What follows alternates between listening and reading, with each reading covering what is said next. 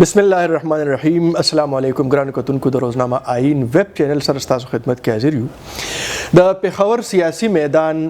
ګرم دی ځکه چې په 22 نومبر باندې په دغه پېښور ښار کې د پاکستان ډیموکریټک موومنټ یوه جلسه کیدونکې ده او د پی ډي ایم دعوه ده چې دا جلسه به د تیرو جلسو نه چې کوم په کویټه کې شوې ده، ګوجرانواله کې شوې ده او کراچۍ کې شوې دي، دا به د هغې نه لویه جلسه وي. او بله خبره دا هم ده چې کوم دوه غټ سیاسي جماعتونه یا څلور سیاسي جماعتونه غټ په دغه اتحاد کې شامل دي، د هغې هم په دغه خیبر پختونخوا کې او په دغه صوبه کې او بیا په دغه پېښور ښار کې د خپل طاقت دعوه لري. دغه تیاریانې روانې دي او په دې کې بیا د مختلف سیاسي جماعتونه چې په هغې کې عوامي نیشنل پارټي، پاکستان مسلم لیگ نون، پاکستان پیپلز پارټي، جمعیت علماء اسلام، قومي وطن پارټي، پښتونخوا ملي عوامي پارټي او داسې نور واړه جماعتونه هغه هم شامل دي. عوامي نیشنل پارټي هم ډېر زور و شور سره خپلې تیاری شروع کړي دي او دعوه دا کوي چې د دغې جلسې کامیابۍ کې به هغې خپل بنیادي کردار هم ادا کوي او د خپل طاقت مظاهره به هم کوي. د عوامي نیشنل پارټي تیارې څه دي، د پی ډي ایم تیارې څه دي، په کم بنیاد باندې دي، کمو علاقو کې تیارې روانې دي او د دې سره سره نور مجموعي سیاسي صورتحال او سرګرمۍ څه دي. په دې هکله موږ سره خبرو اترو دپاره موږ سره موجود دی د عوامي نیشنل پارټي مرکزي فاینانس سیکرټري پخوانی صوبایي وزیر حاجي هدایت الله خان صاحب. حاجي صاحب تاسو ته هرکلی وایي پروګرام.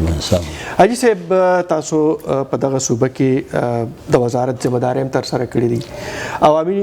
نیشنل پارټي کې تاسو یو ډېر ذمهوار کس کې یو ډېره ذمهواري ده تاسو سره د فاینانس سیکرټري او د دې سره دا کومه جلسه چې کیږي دا پنډال چې به جوړیږي دا ستاسو حلقه انتخاب هم دی. نو د پارټۍ په حوالې سره په پېښور ښار کې او په ټوله صوبه کې تیارې څنګه روانې دي؟ بسم الله الرحمن الرحیم. اول خو چې ستاسو او ستاسو د ټیم د آئین د ویب سایټ په دې موقع باندې تاسو دعوت راکړو نو تاسو شکریه ادا کوو او بیا چې کوم انشاءالله دا امید ساتو چې تاسو دا کوم پروګرامونه شروع کړي دي نو دا به انشاءالله کامیاب وي او په دې باندې به عوامو ته ډېر ښه په هر وخت کې ښه خبر رسي او هغې به خلک د خپلو رایې نه به هغه خبروي. به هر حال دا اوس چې تاسو کوم سوال وکړو دې حواله سره چې تاسو څنګه معلومه ده تاسو ته نو هغه د پی ډي ایم جلسه په 22 نومبر باندې او له دې نه مخکې جلسې هم شوي دي. هغه په ګوجرانواله کې شوې ده ښه کامیاب جلسه، بیا د هغې نه پس کراچۍ کې شوې ده، بیا د هغې نه پس په کویټه کې شوې ده. نو اوس نن دا پیره چې کومه په خیبر پختونخوا کې په 22 تاریخ کوم پروګرام دی خصوصا په پېښور کې او څنګه چې تاسو فرمایل چې دا زما حلقه انتخاب یعنی پی کې 76 راځي دا ځای د جلسې چې کوم ځای دی نو په دې وجه باندې د الله نه موږ دا امید کوو چې د هغې دونو جلسو نه به دا ډېره زیاته کامیاب جلسه وي ځکه چې موږ په دې کې خواري هم کړې ده، منډې ترړې هم والې دي، ملګرو سره پکې میلاو شوي وو، ځای په ځای میټینګونه هم کېږي او د هغې لپاره تیاري کوو. اوس په 16 تاریخ بیا زما حجره کې د پی کې 76 مونږ خصوصي طور پروګرام راغوښتی دی، ملګرو تیارۍ دپاره مونږ خبره کوو او بله دا ده چې په 78 کې په 76 کې په 77 کې 78 کې په 75 کې خصوصا پېښور کې چې څومره حلقې زموږ دي په دې کې د ښار او د ضلعې دواړه تنظیمونه ښه کوشش کوي او لګیا دي. حاجي صاحب یو موږ وکتل چې ګوجرانواله کې کومه جلسه وشوه نو د هغې چې کوم یعنی کوربه جماعتونه هغه عوامي پاکستان مسلم لیگ نونو، دغه شان کراچۍ کې چې کومه جلسه وشوه پاکستان پیپلز پارټۍ د هغې میزباني کوله. پېښور کې پته داسې په یو سیاسي جماعت ته ذمهواري ورنه کړې شوه، د دې وجه څه وه؟ بې اعتمادي خو نه ده په خپل؟ نه داسې خبره چې نشته ده، صرف دونه خبره وه چې چونکې د ګوجرانوالې جلسه چې ونه هغه مخکې نه د مسلم لیگ نون چې دی د هغه ټاکلی وه ځای ټاکلی و او ټایم دغه مقرر کړی په هغه وجه د کویټې جلسه وروسته شوه او بیا دغه شانتې په 18 تاریخ باندې کراچۍ کې چې کومه جلسه وشوه نو هغه هم د کارساز یوم کارساز دغه چې دماکه چې کومه شوې وه د هغې ورځ وه نو په هغه ورځ باندې په 18 تاریخ باندې هغوی مقرر کړی نو په دې لازم ده چې هغوی به چې کوم دی نو هغوی به خپل هلته خپله جلسه کولی به هر حال په کوټه کې چې بیا ونالته مختلف پارټۍ زمونږ پارټۍ هم د خدای پته لري په دغه کې ښه حیثیت لري په بلوچستان کې او د پخوا نه بلوچستان چې کوم دی دا د منیشل پارټۍ یو بل کور دی دویم خو بهرحال دې وخت کې هلته محمود خان چکزی صاحب هم هلته جمعیت العلماء اسلام هم هلته کې نورې پارټۍ وي نور چې کوم څومره وړې پارټۍ ټول هلته موجود دي ځکه چې اوس نن یو قسم لا داسې صورتحال دی چې د هغوی ډېر پارټۍ تقسیم شوي دي خو د دې باوجود هم مونږ د صوبې دپاره زمونږ چې کومه خیبر پښتونخوا صوبه ده د دې صوبې دپاره زمونږ مشر په دې وخت کې په پی ډي ایم کې چې مشري کوي نو هغه امیر حیدر خان اوتي صاحب دی ځکه چې اسفندیار خان بیمار دی د هغې په ځای باندې قایم مقام لکه هغې مشري کوي په دې وخت کې او میا افتخار حسین چې دی نو هغه زموږ د طرف نه هغه دغه دی بلکې اوس خو د پی ډي ایم هغه دغه دی ترجمان دی نو په دې وجه باندې هغې یو ریکویسټ کړی و مولانا صاحب ته ویلي و چې یاره دا جلسه د مشري یا د انتظام یا چې کوم دی نو موږ میزباني چې کوم دی نو دا موږ له راکوي خو بهرحال هغې کې بیا لکه مختلف ایشوز دا راغلل چې یاره دغه دی دا کوټه خو هغوی داسې وکړه هلته کې داسې وکړه نو موږ نو په هغې باندې بیا د هغې فیصله دا وشو چې دا مشترکه طور باندې ان پی او جمعیت العلماء اسلام به مشترکه طور دی مشري کوي یا به میزباني کوي پی ډي ایم څه ګڼئ تاسو چې دا دومره جلسې وشوې کوټه کراچۍ ګوجرانوالا نو آیا تاسو نه محسوسوئ چې حکومت باندې اثر خو نه دی غورځېدلی نه که د پېښور جلسه هم وشي نو څه اثر به په حکومت باندې وغورځي ګویا تاسو منئ چې د دې نتیجه به راوځي یاره جی تاسو سوچ وکړئ نو ډېر حالات پکې په دې دریو جلسو څخه بدل شوي هم دي خو به هر حال زه به دا ووایم چې د پېښور جلسه چې دی دا به هغه شان جلسه نه وي دلته کې به د عوامي قوت چې کوم مظاهره کېږي نو هغه به نور ډېر د صوبو نه نور ډېر بدلی د هغې وجه دا ده چې دلته کې تقریبا زه خو یوازې دا خبره کوم چې د عوامي نیشنل پارټۍ چې کوم تیاری دی او دا خلک هم راشي نو زه چې د پوره پېښور او په دې ایریا کې به ډېر زیات مطلب دی چې عوام به راځي او هغوی به خپله مظاهره کوي او باقي نه علاوه دلته نور هم جمعیت العلماء اسلام هم شته دی دلته پیپل پارټۍ هم یو خپل ووټ بینک شته دی خپل دغه شته د شیرپاو خان دی هغه هم خپله تیاري کوي لګیا دی هغه هم خپل یو دغه دی تقریبا ټول پارټو دلته کې ډېر ښه د مسلم لیګ هم ډېر ښه دغه دی پرون تاسو ولیدل په سوات کې چې کوم هغوی جلسه وکړه نو دا هم یو تاریخي د هغې نه مخکې عمران خان صاحب هم کړې وه نو هغه د عمران خان صاحب جلسه هغه شانتې نه وه کومه چې پرونۍ جلسه وه دا خو حقیقت دی دې کې خو څوک انکار نه شي کولی نو دا موږ وایو چې یاره د عوامي د جمهوري حکومتونو یا د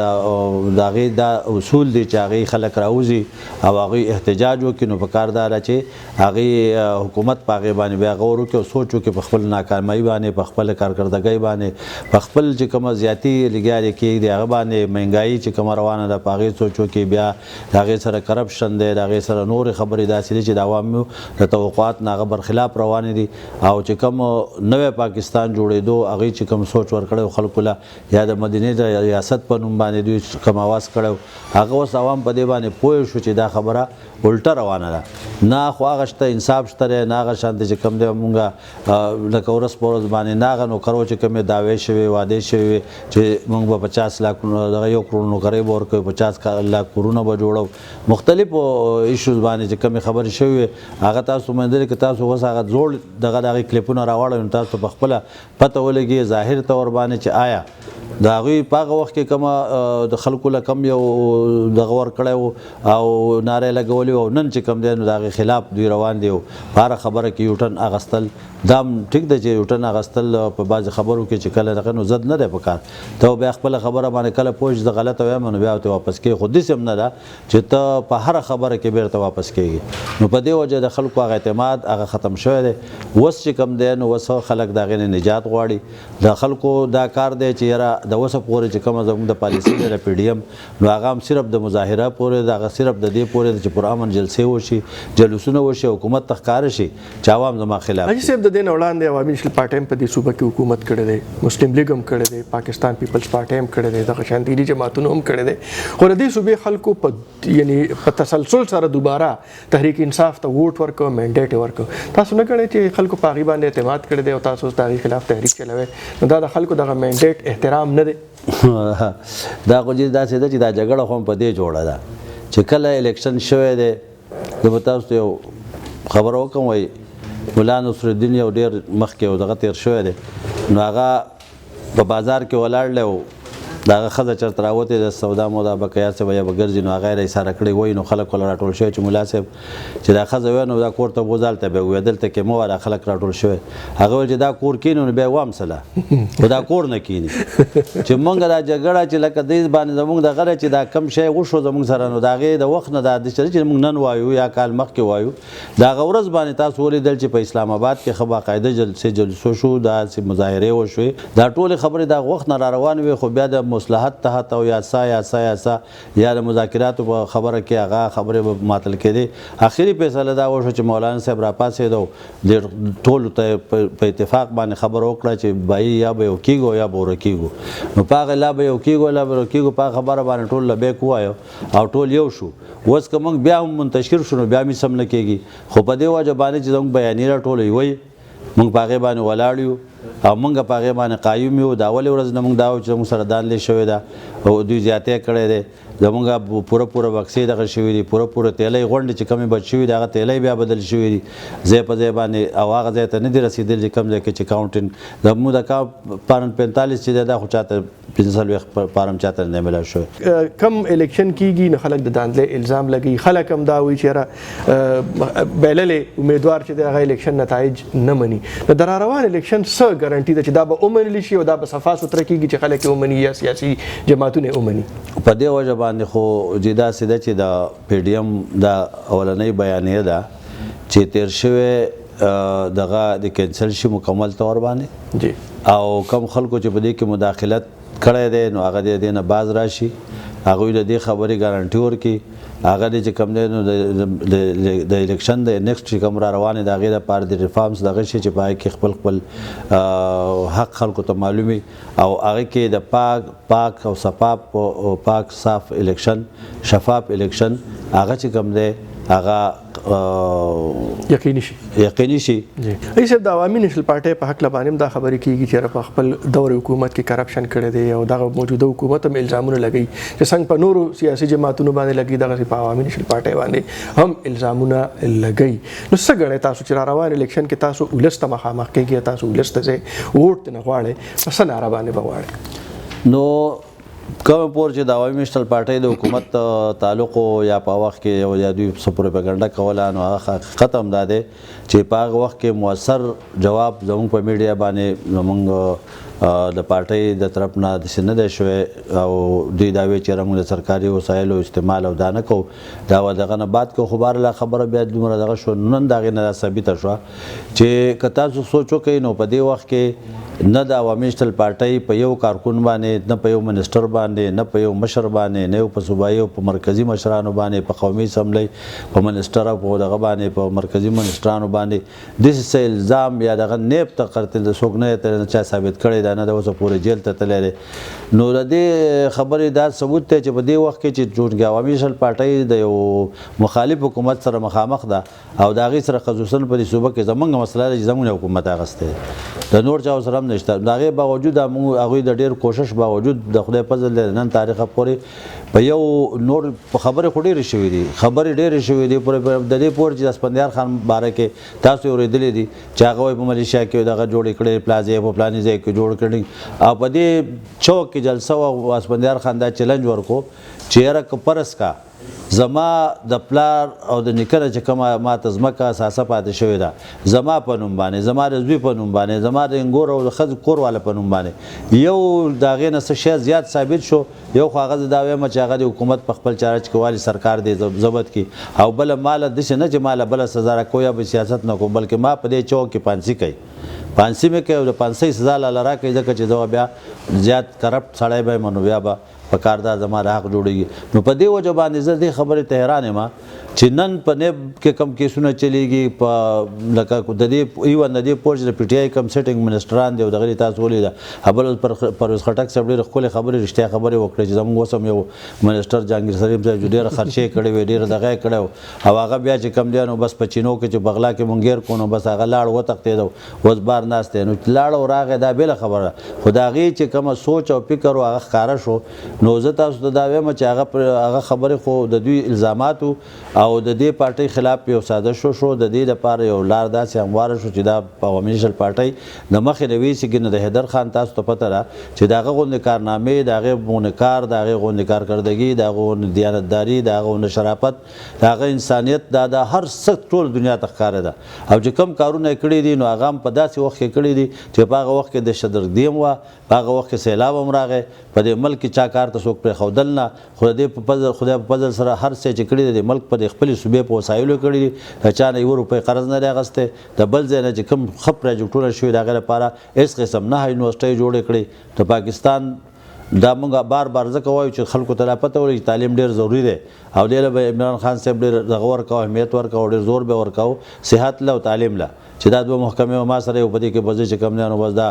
ګلونه به پکې کرم او دا هغه به کوم او دا شړې به دغه کوم آبادوم او دا به کوم خو هغه یې سم ونه شو ځکه چې هغه نهه یونیورسټۍ هم د اوسه پورې هغه شان هغې ته نظر ونه کړی شو کوم چې د هغوی حق کېدی شو د هغې نه علاوه سکولونه کالجونه هسپتالونه د دې نه علاوه چې کوم دی نو که کوم سړکونو تاسو یې نه د هغې که دا د ایکسپریس وی د هغې دا زموږ په وخت کې د دې منظور شوي وه دا کوم چې د بنکڼ ایکسپریس وی اوس لاړو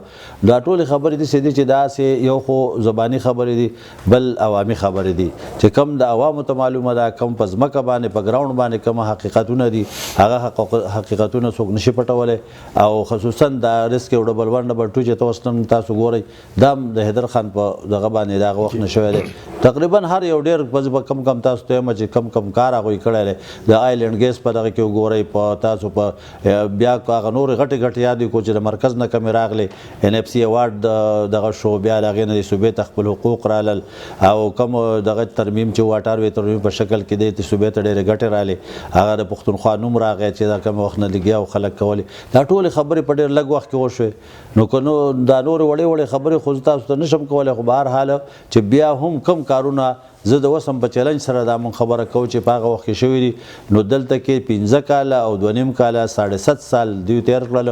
او دوی د هغې په نیمه کارونه ښکاره کې نوم ووجدل هدایت الله خان د عوامي نیشنل پارټۍ دننه صورتحال که موږ وګورو موږ وکتل په تېرو ورځو کې اهم شخصیات هغه د پارټۍ نه وویستلي شو بلکې تر دې چې یوه سنیټره چې اوس هم سنیټره ده او د پارټۍ وه هغه هم د پارټۍ نه وویستلې شوه تاسو نه ګڼئ چې په دې باندې یو پارټۍ ته نقصان رسېدلي یو پارټي به کمزوري شوي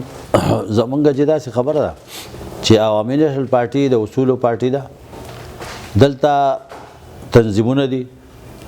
دلته کې د مرکز نه والا د تپې پورې په هر تنظیم ته اختیار دی د خپل حدودو مطابق بیا د هغې په باره کې چې کم خلک وایلیشن کوي خلاف ورزي کوي ځای په ځای د هغې باوجود اوس نن زموږ د صوبې صدر امل ولی خان صاحب دی نو امل ولی خان صاحب چې دی نو هغه